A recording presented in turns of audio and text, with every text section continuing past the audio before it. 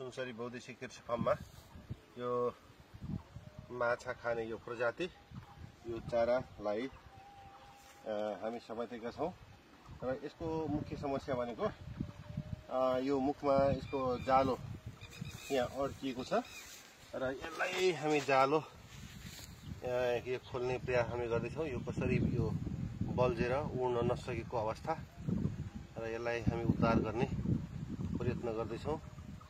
यो कसैले बाँधेर यसरी गरे हो कि आफै थाहा छैन। यो खोलो त तिजो यो खोलो त के भएर चाहिँ पुरै टाइट छ।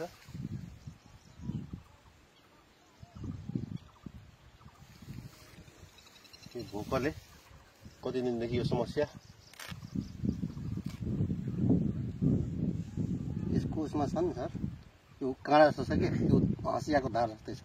त्यही भएर जालो फसेको। त्यही भएर माछा निस्किँदैन है। हजुर, होइन त्यो चाहिँ जाल निस्किँदैन, च्यातिन्छ पनि निस्किँदैन। यो भोकले बिचरा यहाँ कति दिनदेखि फेरि यहाँ चाहिँ कस्तो छ धार, हँसियाको धार जस्तो। यो यसलाई के छ, उद्धार गर्नुहुन्छ कि यसलाई व्यवस्थापन गर्नुपर्छ यसलाई? ओहो, डेन्जर रहेछ त हँसियाको धार आजलाई यति नै। यो भोकले उड्न सकेको छैन। डेन्जर। बन्द गरिदिउँ।